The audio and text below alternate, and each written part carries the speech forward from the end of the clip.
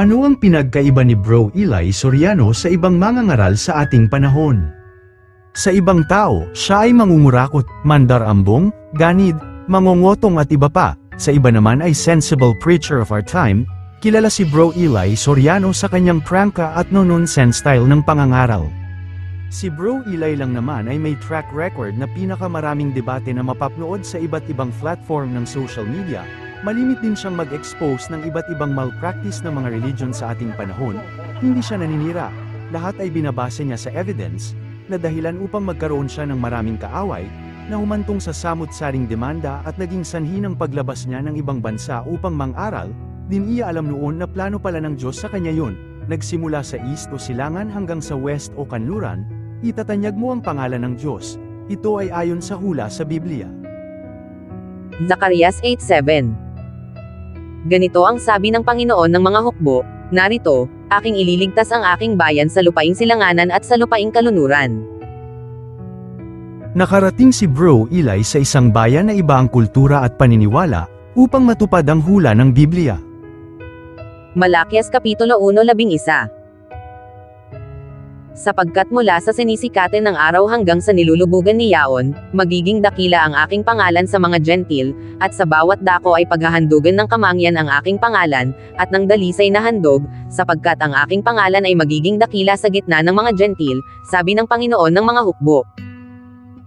Sinasabi ng hula sa Biblia ang pangalan ng Diyos ay itatanyag niya sa lupain ng silangan papuntang kanluran, na nangyari kay Bro Eli sa huling panahon. Ito ang panahon na tinutukoy ng Biblia. Sa kabila ng kanyang pangangaral, hindi niya nakalimutan na tuparin ang kanyang pinapangaral, ang pagkakawanggawa. Itinayo niya ang iba't ibang uri ng charitable institution tulad ng libreng hospital, na kahit sino ay pwedeng magpagamot kahit iba ang iyong religion. Diagnostic Center, libreng laboratory sa lahat.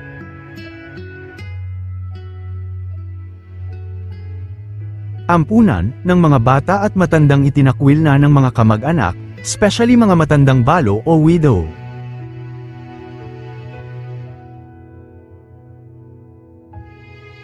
Transient homes, lugar na pwedeng tumuloy pansamantala kung ikaw ay pupunta na Maynila galing sa malayong lugar sa probinsya. Libreng sakay, mga bus na bumibiyahe na malimit sa EDSA. Dito ay makakasakay ka ng libre. Di lang ito, may libre ka pang Biblia at meryendang ipinamimigay.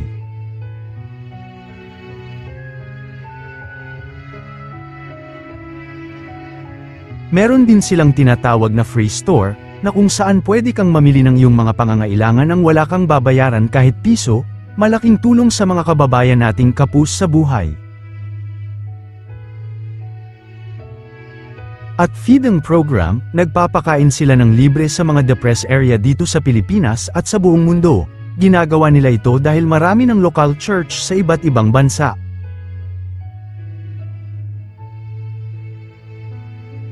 Ilan lamang ito sa mga ginagawa ni Bro Eli na mga charitable programs. Katulong ang kanyang pamangkin na si Bro Daniel Razon, at katuwang ang mga miyembro ng iglesia. Hindi sila nagpapatayo ng malalaking simbahan. Ang pera na kanilang nakukuha ay iginugugol sa kawanggawa, dahil sa kanilang paniniwala ay mas mahalaga ang pagtulong sa kapwa kesa ubusin ang pera ng mga miyembro sa mga malalaking simbahan o kapilya, tulad ng ginagawa ng iba. Ang pagpapalaganap ng gospel ng Panginoong Hesus, at community outreach programs, ay ilan lamang sa pagiging unique ni Bro Eli sa ibang mangangaral.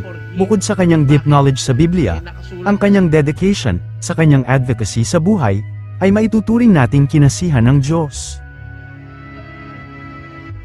Noong February 10, 2021 ay pinagpahinga ng Diyos si Bro Eli sa edad na 73 sa bansang Brazil. Ikaw, ano ang tingin mo kay Bro Eli? Leave your comment down below, like, share and subscribe. Thank you, salamat po sa Diyos.